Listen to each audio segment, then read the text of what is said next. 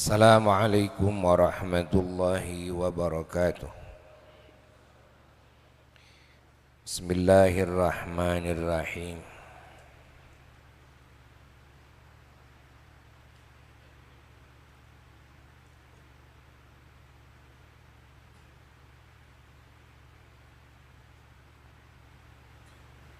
Alhamdulillah alladzi hadana لحضور مجالس العلم والذكر ووفقنا للعمل به ونسأله تبارك وتعالى أن يكمل لنا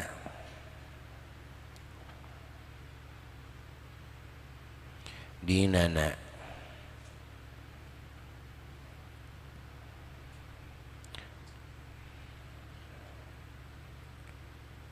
وهدايته تبارك وتعالى وتوفيقه جل وعلا لنا ظاهرا وباطنا حتى نموت على كمال ذلك. Allahumma salli wa sallim wa barik ala sayyidina wa nabiyyina wa habibina wa syafi'ina wa maulana Muhammad wa ala alihi at-tayyibin at-tahirin wa sahabatihi al-mufaddalin al-mukarramin wa sairi tabi'in wa tabi'ihim bi ihsan ila yaumiddin wa alaina ma'ahum wa fihim bi rahmatihi innahu arhamur rahimin. Amma ba'du fa ya ibadallah usikum wa nafsi bi taqwallah faqad fazal muttaqun. Para jamaah yang sangat dicintai dimanapun berada, yang mengikuti kajian ilmu dan juga ikut zikir berjamaah walaupun melalui streaming, terkhusus para ulama, para habaib yang menambah-nambah kemuliaan bagi kita semua, menambah-nambah rahmat dan keberkahan, cahaya dan asrar bagi kita semua, menambah-nambah anugerah-anugerah, madad-madad pertolongan dari Allah untuk kita semua.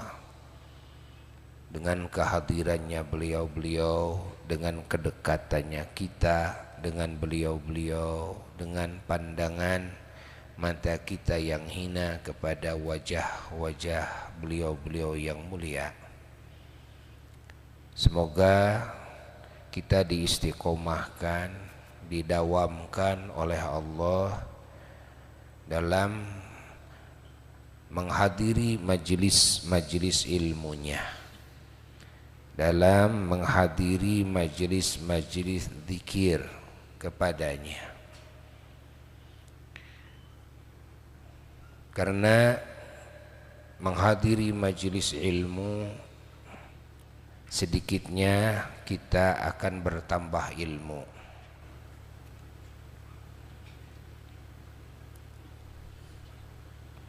Dan dengan hadirnya kita di majelis zikir, sedikitnya hati kita akan semakin dekat kepada Allah.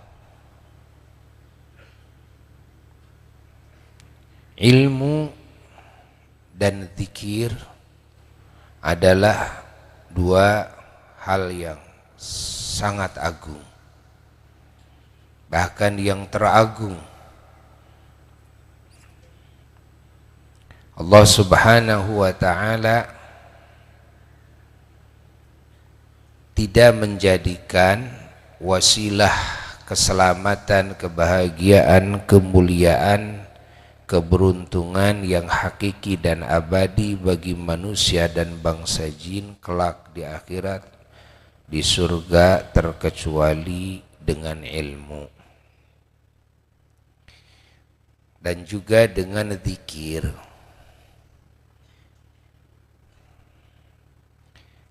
Zikir ini adalah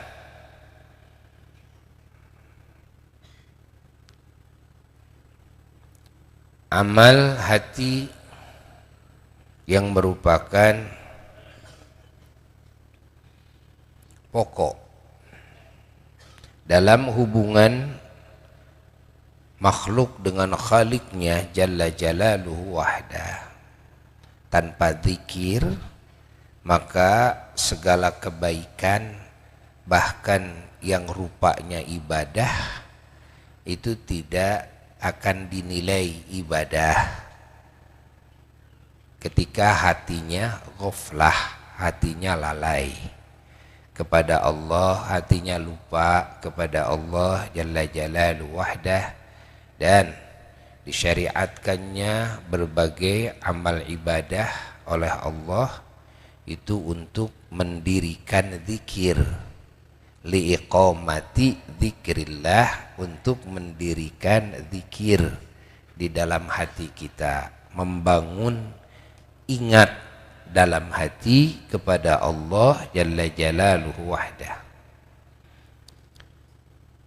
Amalan-amalan dalam ibadah ini adalah sebagai pengikat, ya, zikirnya hati kepada Allah Jalla Jalaluhu wahdah. Diikat dengan sholat, diikat dengan saum, diikat dengan zakat, dengan haji, diikat dengan warna-warni kalimah thayyibah, dengan bacaan Quran, bacaan sholawat, dengan doa, dengan warna-warni, juga amal-amal soleh lainnya. Nah, maka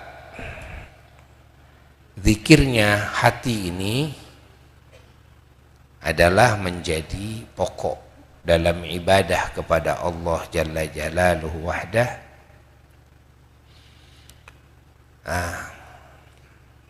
Lalu Allah Subhanahu wa ta'ala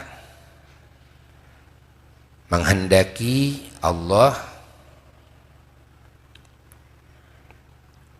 mengajarkan cara ibadah kepada Allah dengan dua cara. Yang pertama dengan zikir saja, zikirnya hati saja. Dua, dengan warna-warni amalan-amalan yang diamalkan, ya, oleh hati kita dan yang diamalkan oleh jasad kita.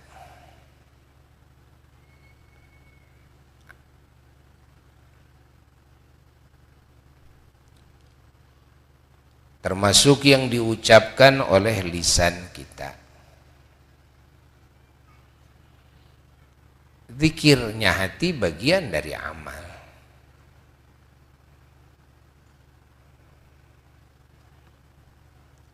Tapi ini merupakan amal yang pokok. Seluruh amalan-amalan tanpa zikir tidak bisa dinilai ibadah. Itu menjadi sia-sia.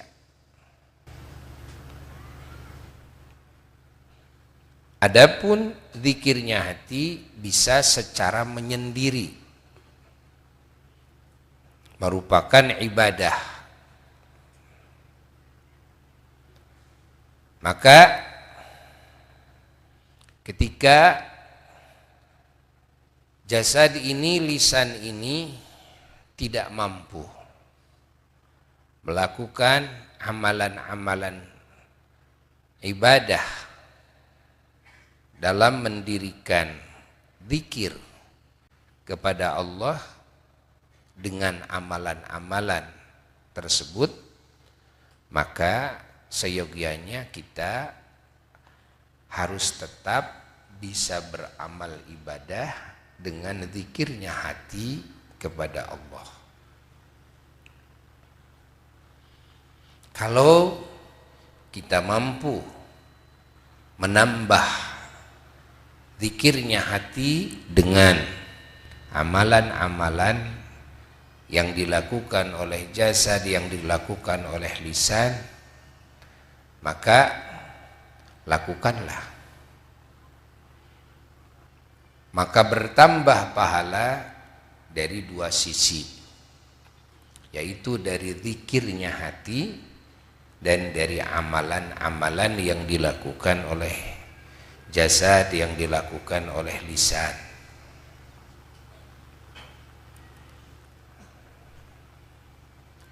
Allah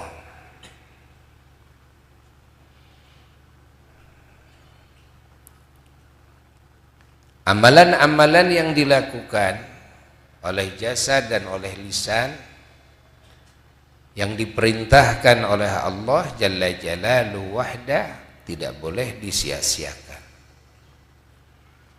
tidak boleh ditinggalkan, terutama yang fardu, walaupun hati kita mengingat Allah.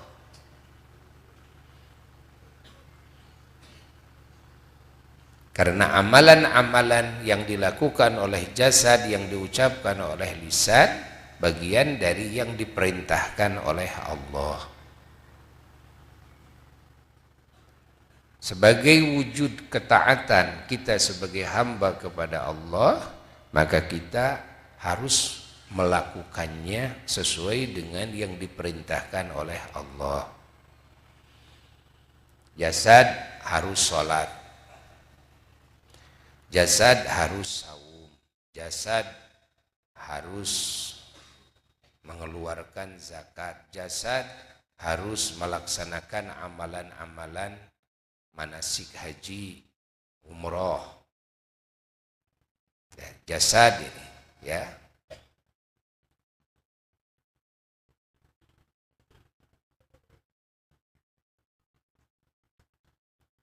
Dan banyak lagi amalan-amalan jasad. Sungguh tersesat orang yang punya pemikiran bahwa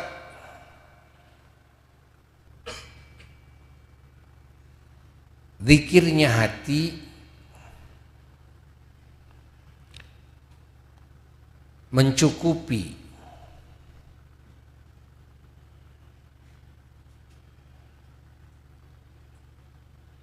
tanpa melakukan amal-amal yang diperintahkan oleh Allah, yang harus dilakukan oleh jasad, yang harus diucapkan oleh lisan. Ini tersesat. Sebagaimana tersesat orang yang melakukan amal ibadah yang zahir, yang dilakukan oleh jasad, yang diucapkan oleh lisan, namun hatinya dibiarkan lupa kepada Allah di saat jasad dan lisan melakukan amalan-amalan tersebut. Ini juga sama tersesat.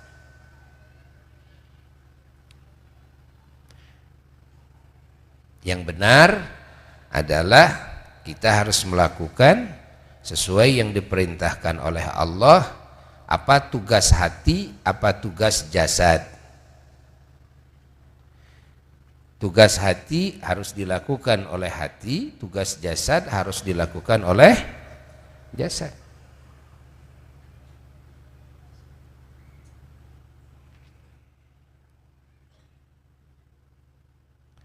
Allah. Sungguh sesat orang yang menerjemahkan, ya, mengartikan firman Allah aqimis sholata lidzikri dirikanlah salat oleh engkau lidzikri, ya, untuk mengingat aku. Jadi tujuan salat itu didirikan untuk mengingat Allah, kata Allah. Kalau untuk mengingat Allah berarti mengingat Allah ini tugas hati. Ya, karena salat harus didirikan untuk mengingat Allah. Kalau hatinya sudah bisa ingat kepada Allah, nggak usah sholat jasadnya. Nah, ini yang tersesat. Ya. Padahal ini maknanya adalah dua perintah Allah, bukan satu perintah. Bukan mendirikan sholat, ya, untuk mengingat Allah, lalu tujuannya mengingat Allah, lalu menganggap cukup dengan mengingatnya hati kepada Allah tanpa jasad ini melakukan amalan-amalan sholat.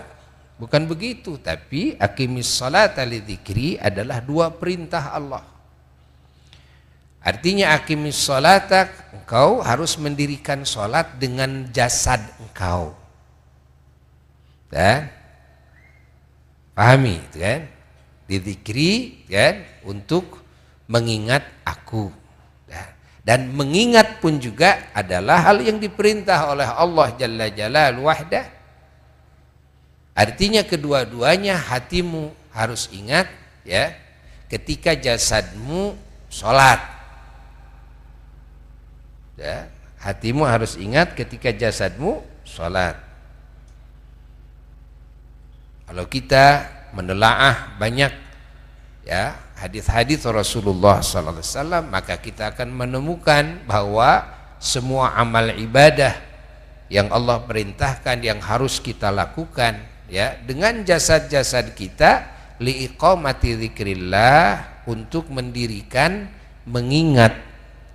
mengingatnya hati kepada Allah Jalla Jalaluhu wahdah. Dan itu perintahannya dua, perintahan kepada jasadnya dan perintahan kepada hatinya.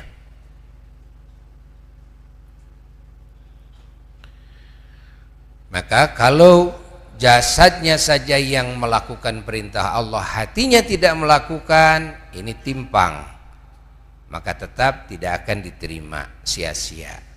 Sebagaimana ketika hatinya, ya, melakukan tugas dari Allah, mengingat Allah, tapi jasadnya tidak melakukan apa-apa yang diperintahkan oleh Allah kepada jasadnya, ya, maka itu pun juga timpang. Allah. Namun zikir itu amalan yang punya kelebihan daripada amalan-amalan jasad. Kenapa? Karena amalan-amalan jasad itu sungguh sangat terbatas. Dan amalan-amalan jasad itu di situ banyak rukun-rukunnya dan banyak syarat-syaratnya. Beda dengan amalan yang disebut dengan zikir, amalan hati. Maka zikir itu, ya, tidak terbatas. Selama hati masih ingat, maka di situ kita bisa mengamalkan zikrullah. Dan juga tidak terikat dengan rukun-rukun dan syarat-syarat. Makanya mengingat Allah dalam keadaan apapun selama ingat itu bisa dilakukan. Hatta di tempat-tempat najis, di WC, hatta ketika kita, ya, membuang kotoran, ya, BAB, ya, kencing. Nah, maka zikirnya hati harus tetap berjalan. Zikirnya hati jangan sampai, ya, berhenti. Dan setiap mengingatnya hati kepada Allah Jalla Jalaluhu wahdah dalam keadaan apapun, maka Allah Subhanahu wa ta'ala terus menyediakan ganjaran-ganjaran yang sangat besar bagi hambanya yang mengingatnya,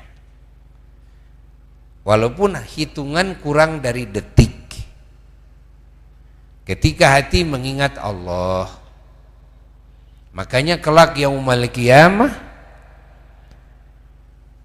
ada riwayat hadis, sebelum ahli surga oleh Allah dimasukkan ke surganya, Allah Ta'ala memampirkan dulu ahli surga ini ke tempat khusus, di mana di tempat tersebut Allah memperlihatkan kepada semua ahli surga tentang seluruh waktu di masa hidupnya, seluruh ingatan di masa hidupnya. Ketika ahli surga ini menemukan ada detik, ada nafas yang di situ tidak ada zikirnya kepada Allah, walaupun kurang dari 1 detik, maka mereka bersedih, menangis, menjerit, mereka ingin dikembalikan lagi ke dunia, ingin memenuhi detik dan menit dengan zikrullah. Masya Allah. Karena apa? Karena mereka itu sudah melihat dan menyaksikan dengan mata kepala sendiri dan merasakan langsung tentang keberkahan, tentang pertolongan-pertolongan Allah, tentang kenikmatan-kenikmatan dari Allah, tentang derajat yang tinggi, ya, kemuliaan, ya, yang mana itu semua adalah hasil daripada ibadah hamba tersebut,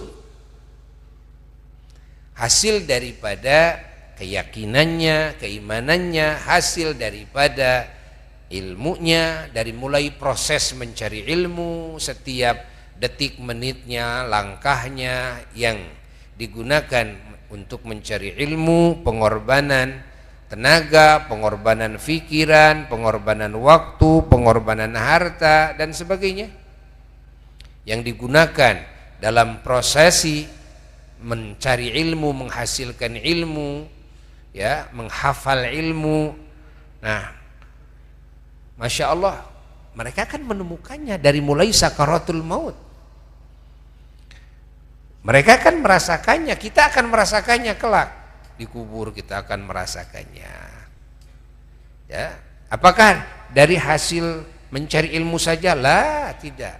Juga dari mengamalkan ilmu.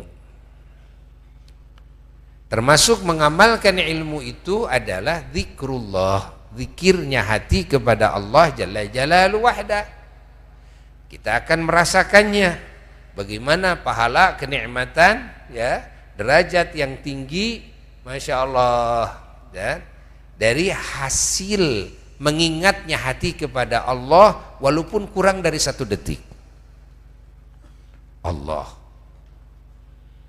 Nah, itu alasan pertama kenapa ahli surga sampai bersedih luar biasa, penyesalan yang sangat mendalam, sakit hati yang luar biasa.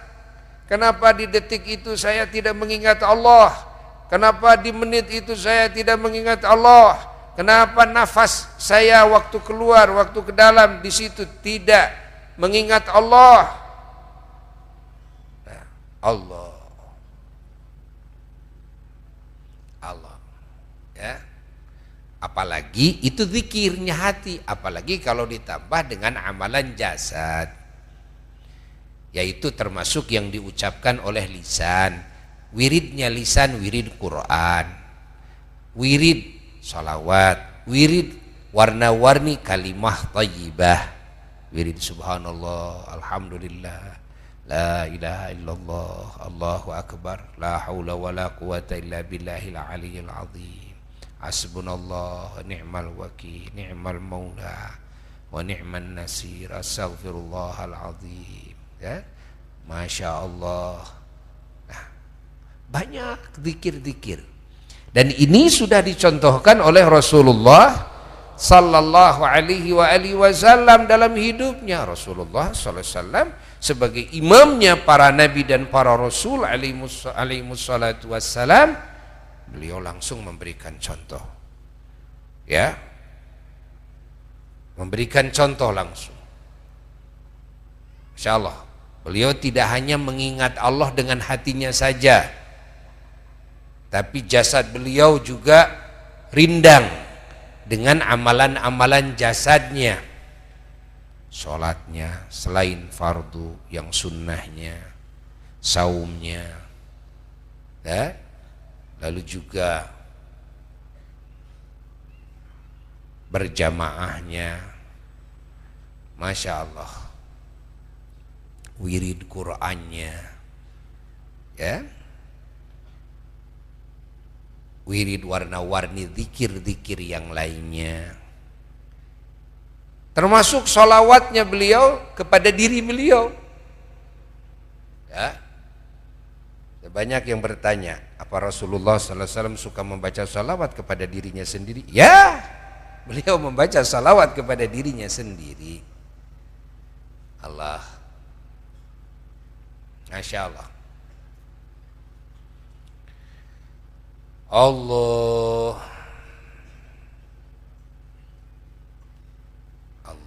warna-warni kalimah thayyibah yang beliau ucapkan, ya, di hari-harinya dan dicatat oleh para sahabat, diwiridkan, ya, ini dihafal lalu diamalkan pula, ya, turun temurun. Lalu banyak ulama yang menampung wirid-wiridnya Rasulullah sallallahu alaihi wasallam, ya, banyak sekali. Di antaranya Al-Imam Muhyiddin Abu Zakaria Yahya bin Sharaf An-Nawawi radhiyallahu taala anhu wa ardhah, beliau menyusun, ya, kitab Adhkar An-Nawawiyah, zikir-zikirnya Rasulullah sallallahu alaihi wasallam yang disusun oleh beliau, ya.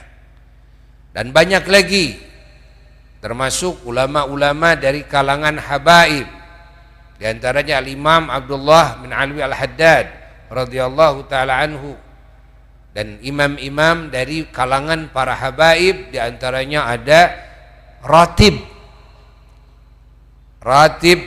Al-Haddad, Ratib Al-Attas, Ratib As-Sakran, dan banyak lagi yang lainnya.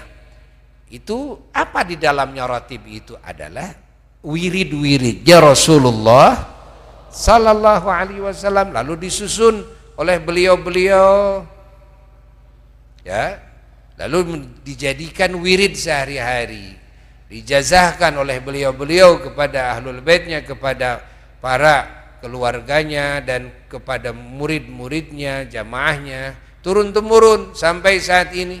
Umat Islam di berbagai penjuru dunia, ya, banyak yang mewiridkan ratib-ratib, yang mana ratib-ratib itu adalah zikir-zikirnya Rasulullah sallallahu alaihi wasallam.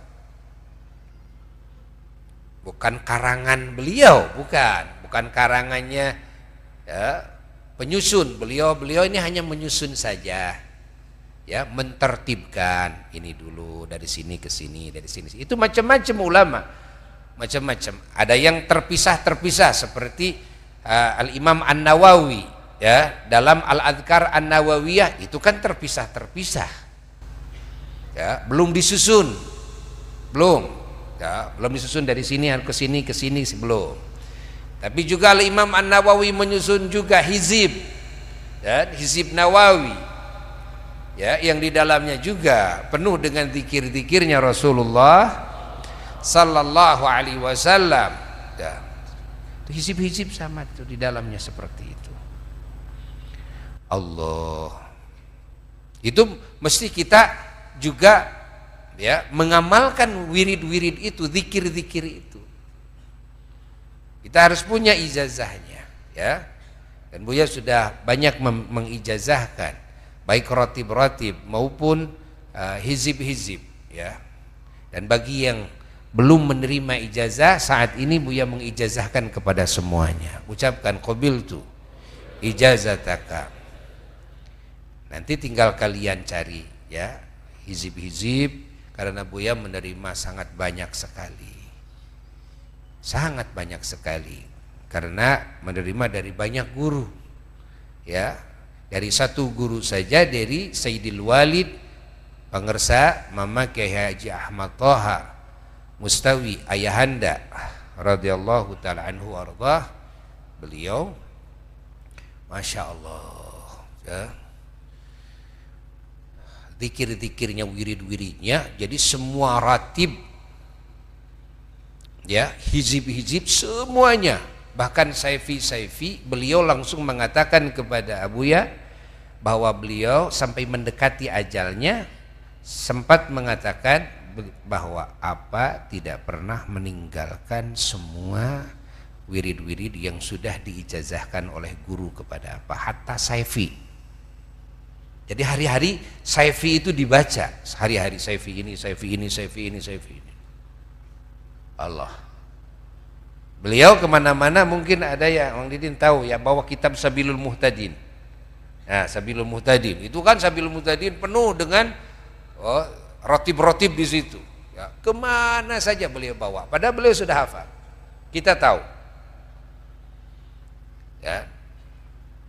Terus wirid daripada Thariqah Qadiriyah Naqsyabandiyah, ya, beliau tidak pernah lepaskan. Dari semenjak kecil mendapat talqin zikir dari gurunya, mursyid Thariqah, yaitu Mama Eyang Cibabat. Ya. Yang Raden Muhammad Kurdi radhiyallahu taala anhu, yang mana ya sanad Mama Eyang Cibabat dalam Thariqah Qadiriyah Naqsyabandiyah, beliau dari gurunya yaitu Syekh Muhammad ya dan Syekh Marzuq di Makkah. Syekh Muhammad, Syekh Marzuq ini menerima dari Syekh Ahmad Khatib Sambas ya. Kesananya ke atasnya jadi bercabang. Satu ke Al-Imam Muhyiddin Abdul Qadir ya. Ini Al-Imam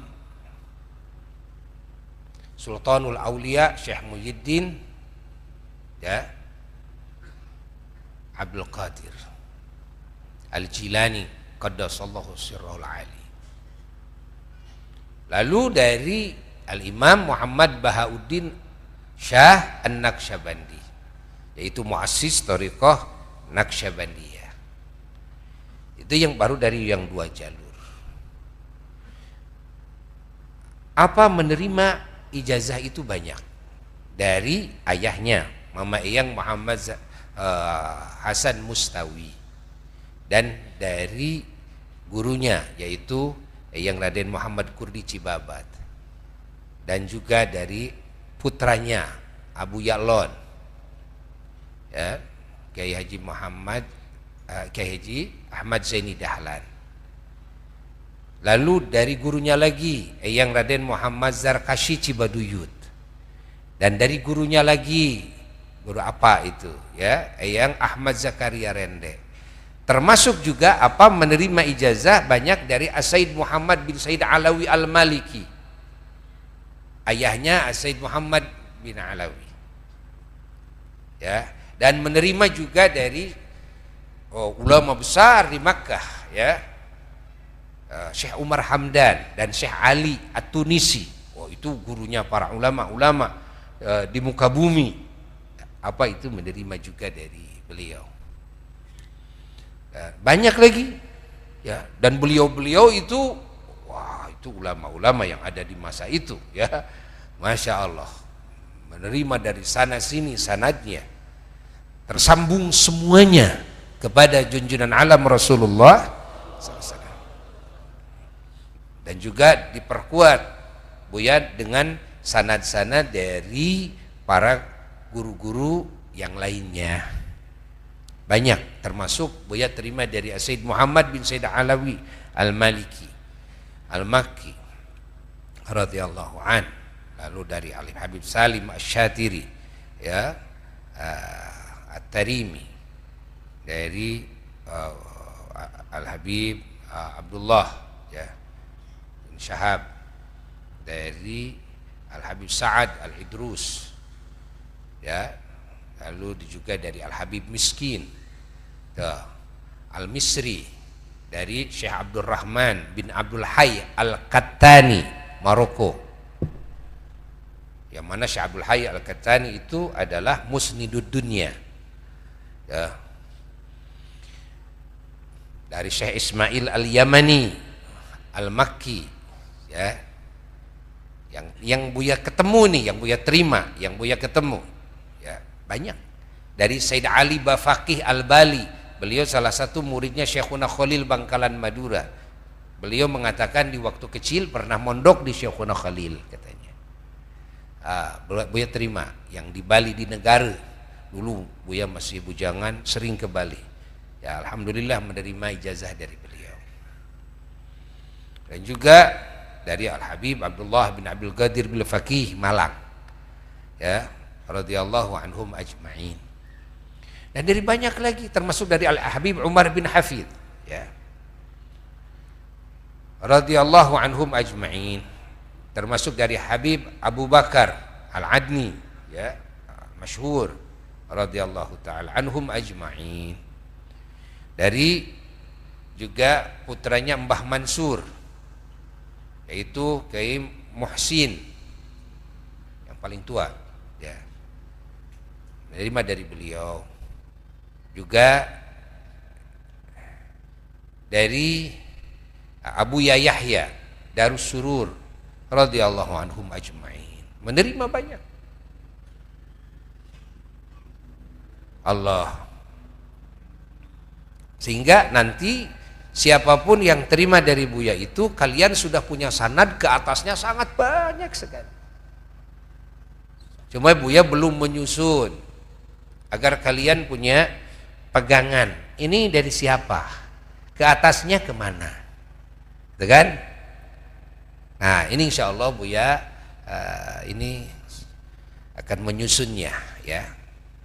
Ini terima dari ini, apa saja yang diterima ya. Itu dari sisi apa? Dari sisi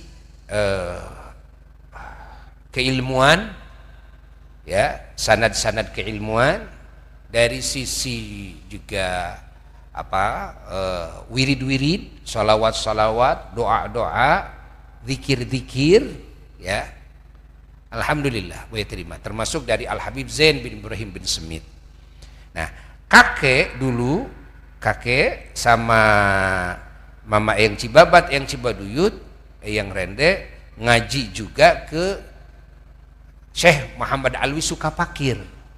Syekh Muhammad Alwi Sukapakir ini adalah muridnya Syekh Nawawi Al-Bantani langsung, murid beliau. Dan beliau juga murid langsung dari Syekh Ahmad Khotib Sambas dalam thariqah. Ini Syekh Muhammad Ali Sukapakir Bandung ini, yang makomnya di Bandung. Kita suka mengadakan haulnya setiap tahun, alhamdulillah. Allah ya, jadi sanad-sanad semua mu'allafat, karangan-karangan dan zikir-zikir, wirid-wirid dari jalur Syekh Nawawi alhamdulillah diterima ya, sampai ke walidi, ke ayah, ke apa, langsung alhamdulillah terima.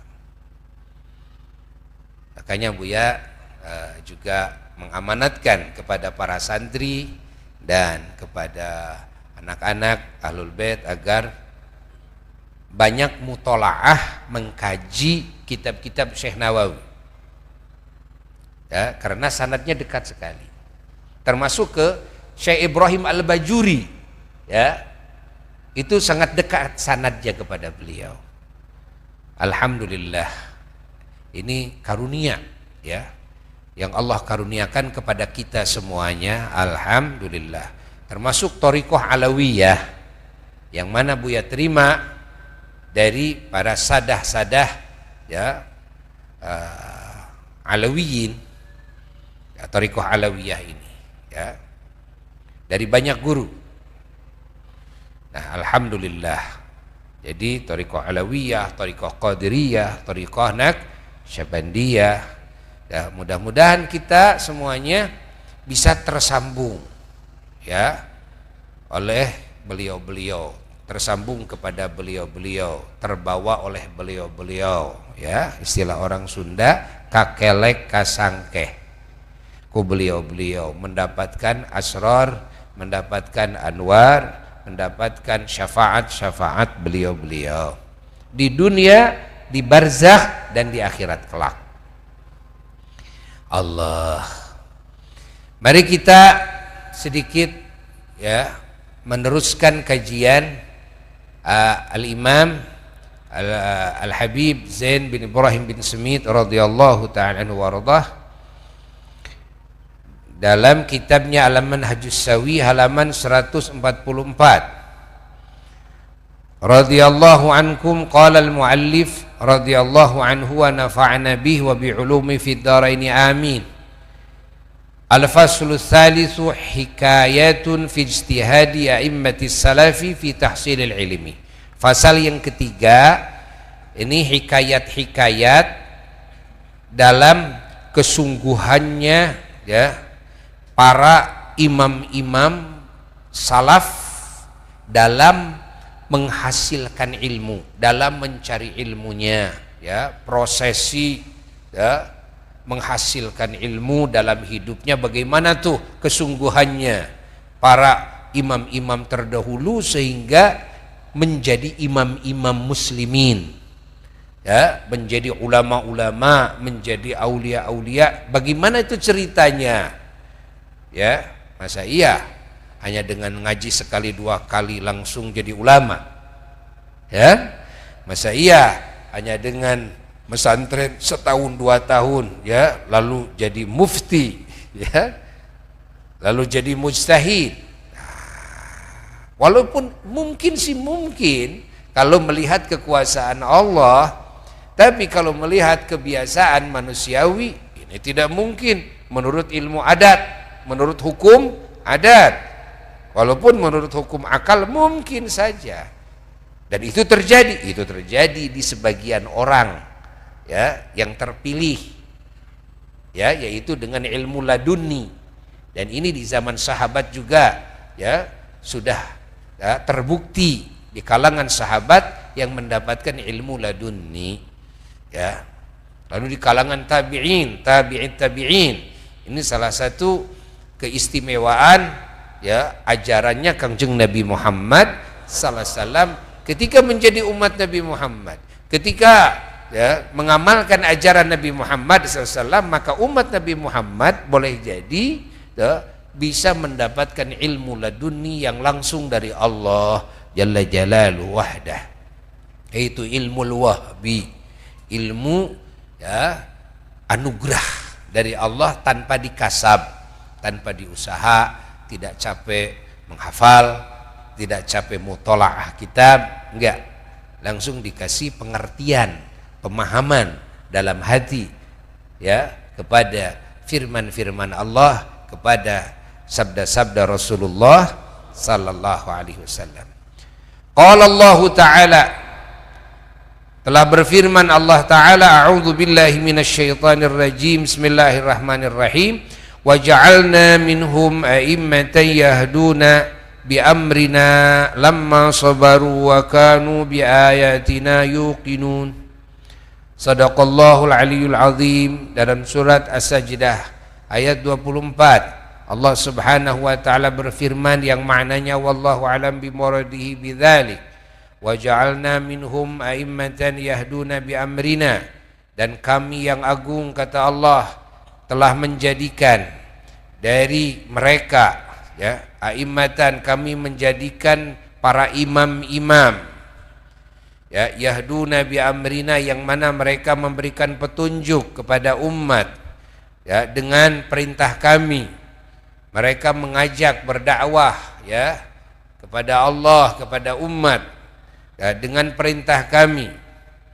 Lamma sabaru, nah ini adalah para nabi-nabi dan para rasul-rasul alaihissalam, dan juga para ulama-ulama ya, daripada umatnya ya, umat para nabi-nabi.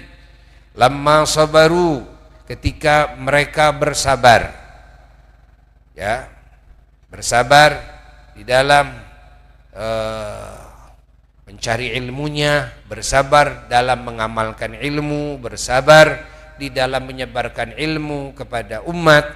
Wa kanu bi ayatina yuqinun, dan terbukti mereka yakin terhadap tanda-tanda kami, kata Allah. Mereka yakin terhadap tanda-tanda kami.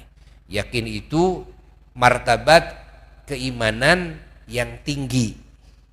Ya, keimanan yang tinggi itu adalah yakin. Nah, dalam yakin juga nanti ada derajat-derajat. Ada ilmul yakin, ya. Ada ainal yakin, ada hakul yakin. Karena Abdullah bin Abbas radhiyallahu anhu yaqul, terbukti Sayyidina Abdullah bin Abbas radhiyallahu anhu turjumanul Quran, dan ahli ta'wil Quran, ya, yang di usia 10 tahun sudah menjadi guru para sahabat-sahabat yang senior. Ya, karena Sayyidina Abdullah bin Abbas, beliau langsung diajari oleh Rasulullah SAW di rumahnya. Ya, ini di dalam rumah Rasulullah Sallallahu Alaihi Wasallam, karena Sayyidina Abdullah bin Abbas termasuk keluarga Kangjeng Nabi Sallallahu Alaihi Wasallam, karena Sayyidina Abbas adalah uwaknya Rasulullah Sallallahu Alaihi Wasallam. Ya, jadi ya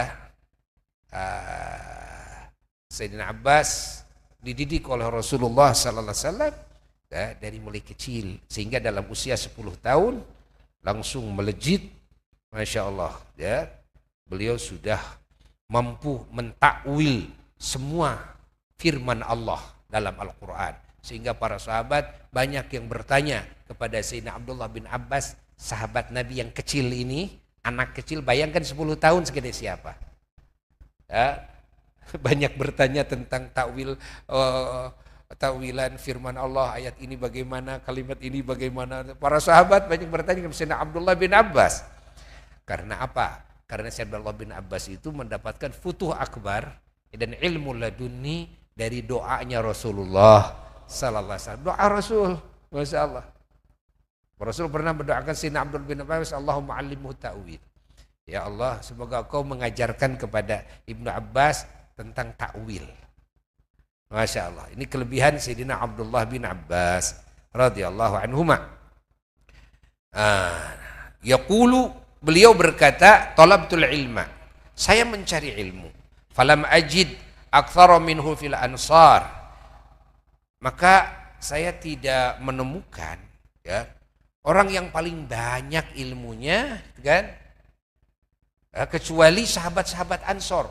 Sahabat-sahabat Ansor ini adalah orang-orang yang paling banyak ilmunya, kan, Masya Allah, yaitu penduduk Madinah, ya.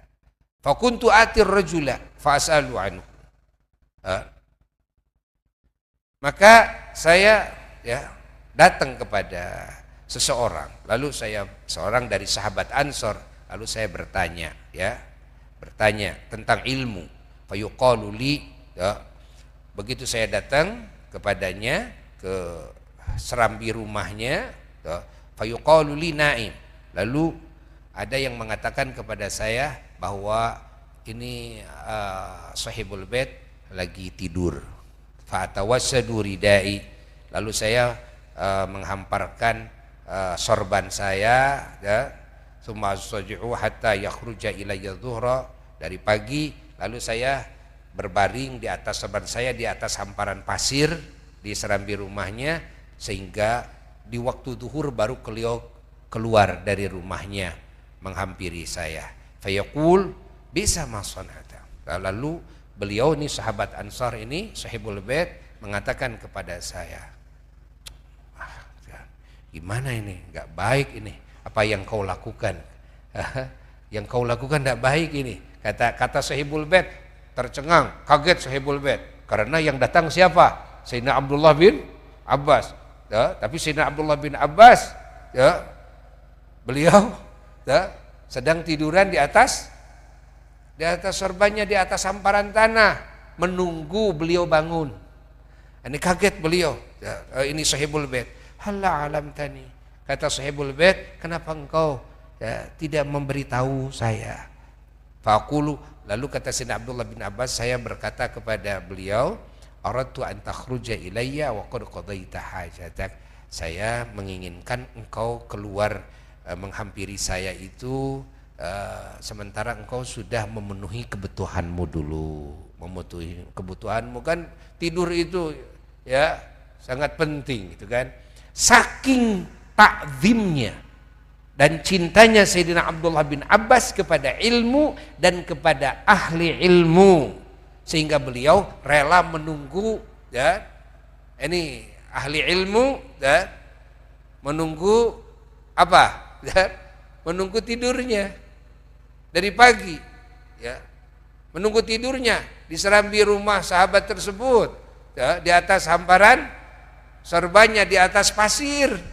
Masya Allah, beliau menunggu sampai keluar ya.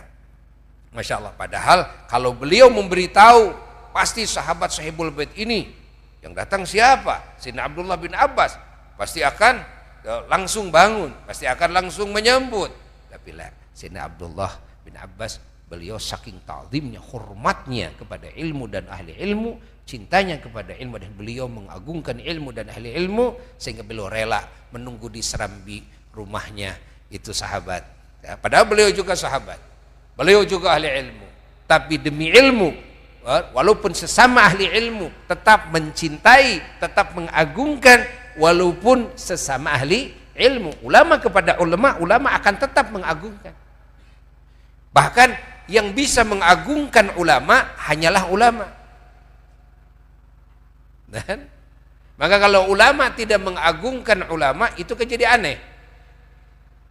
Kalau orang mengagungkan ulama, pasti sesuai dengan ukuran pengetahuan orang tersebut terhadap agungnya ulama dan agungnya ilmu. Tapi kan namanya bukan ulama, tentu masih sedikit sekali pengetahuannya tentang kehebatan ilmu dan kehebatan ulama. Adapun ulama kan orang yang sudah menguasai, maka ulama pasti akan dan lebih ta'zim, lebih cinta kepada ilmu dan kepada ulama yang lain.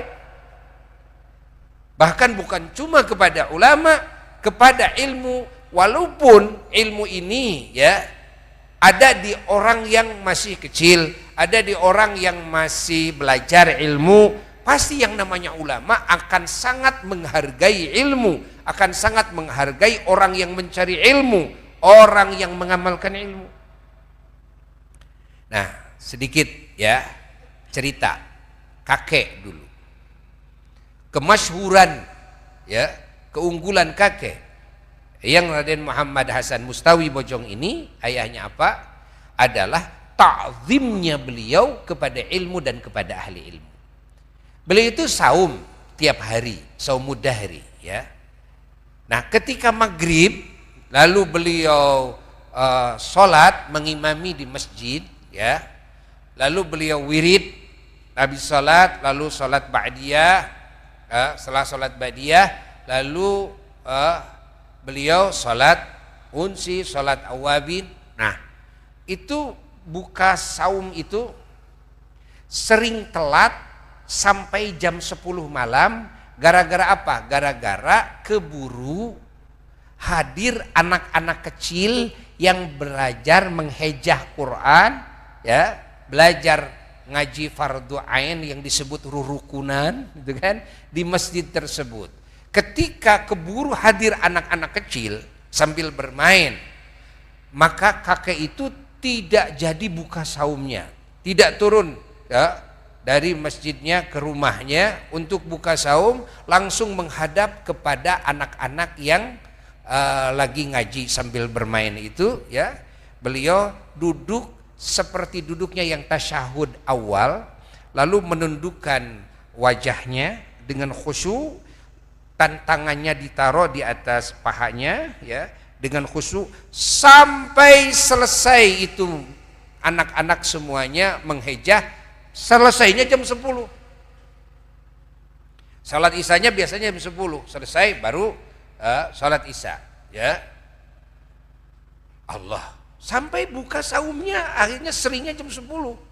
Sehingga nenek dulu pernah kata apa ya, kalau belum selesai sholat badiah, sholat untuk nanti turun untuk buka saum, nenek suka menjagain anak-anak kecil jangan dulu masuk di luar. Kenapa? Karena saking takzimnya kaki kepada ilmu itu sampai lupa buka saum. Nanti aja jam 10 setelah selesai anak-anak mengheja pada anak kecil. Begitulah orang yang tahu, semakin tahu terhadap hebatnya ilmu dan hebatnya ahli ilmu dan mengkaji ilmu, semakin ta'zim dan semakin cinta. Makanya pasti akan aneh kalau ada umpamanya orang yang sudah belajar banyak pesantren tapi dia tidak menghargai kepada ilmu, kepada orang yang belajar ngaji, ya. Karena dianggap ini orang yang masih kecil, ini dianggap masih santri, masih baru, itu kan. Apalagi kalau tidak menghargai kepada orang alim, ulama, walaupun dirinya ulama, ini akan sangat aneh. Berarti tidak mengamalkan ilmunya. Ya, fahami oleh kita semuanya. Semua ajaran para ulama-ulama Allah, ya, semua sama, ya, mengajarkan ta'zim, mengagungkan, menghormati sepenuh hati, ya, dan juga mencintai sepenuh hati kepada ilmu Allah dan kepada ahli ilmu, bahkan kepada orang-orang yang baru belajar ngaji, yang sedang mengajar, yang sedang belajar, Masya Allah. Sampai dulu kakak sepupu, ya, kakak sepupu cerita ke Buya dulu itu masih ya pemuda lah. Tuh, lagi main bola ceritanya, ya, lagi main bola. Kakek mau menyuruh beliau ini, ya, menyuruh sesuatu.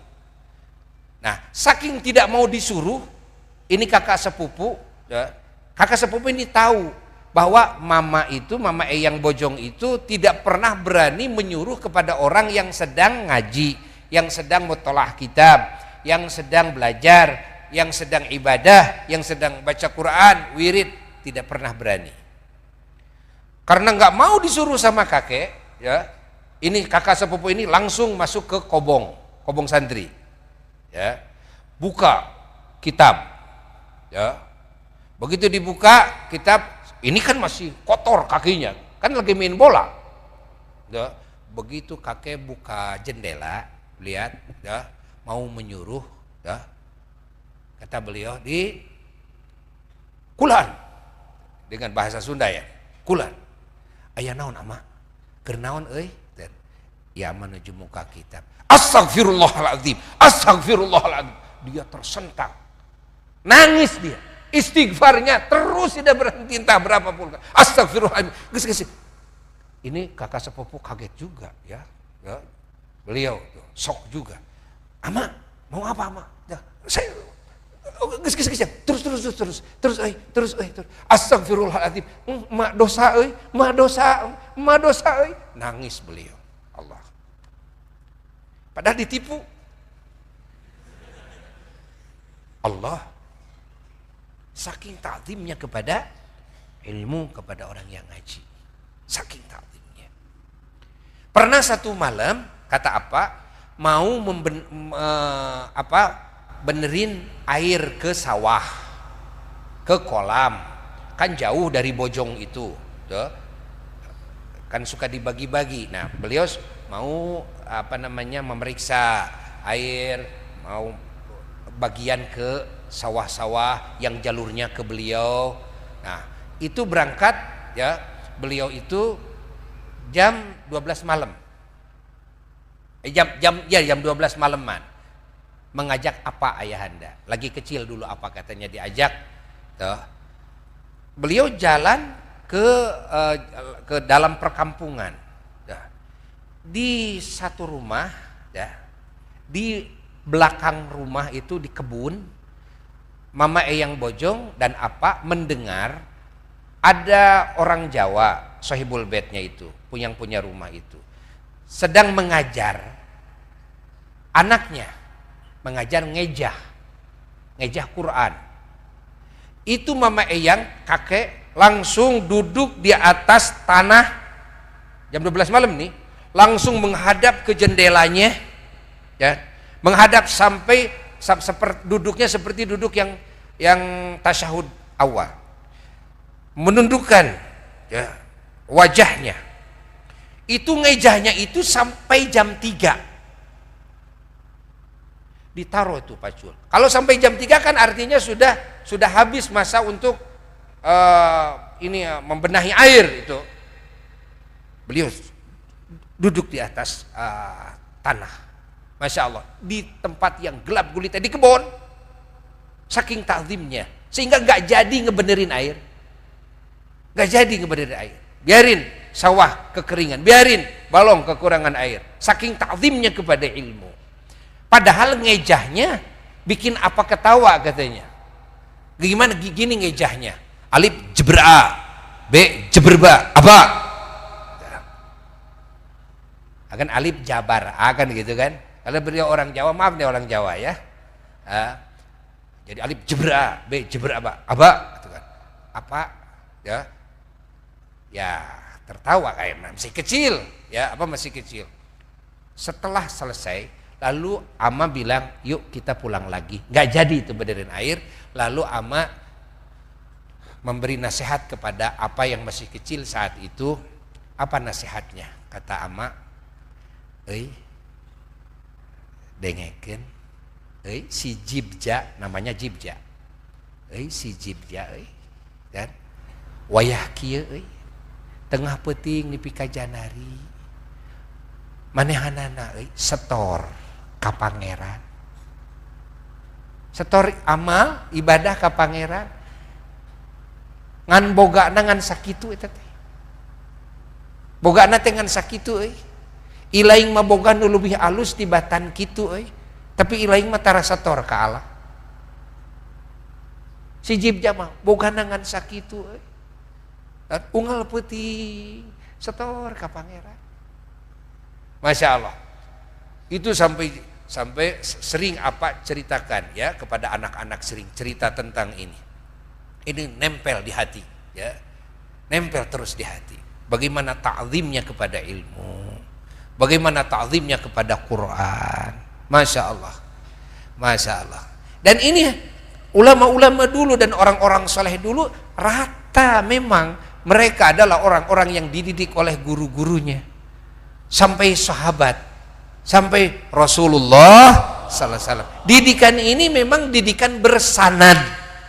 Begitulah mengagungkan ilmu, begitulah mengagungkan ahli ilmu, begitulah mengagungkan orang yang belajar ilmu, mengagungkan ibadah, mengagungkan orang yang beribadah. Walaupun orang ini orang yang awam sekali, walaupun orang ini orang yang memang banyak dosa, ya, ahli maksiat, tapi ketika dia melakukan ibadah sekecil apapun pasti dihargai oleh ahli ilmu, pasti dihargai, ya, oleh orang-orang soleh yang mendapatkan sanad, ya, mahabbah, sanad ta'zim kepada ilmu dan ahli ilmu. Semoga Allah memberikan rizki kepada kita semuanya, ya, hati kita dipenuhi mahabbah, dipenuhi ta'zim dengan sesungguh-sungguhnya kepada ilmu Allah dan kepada ahli ilmu Allah dan kepada ibadah dan kepada ahli ibadah.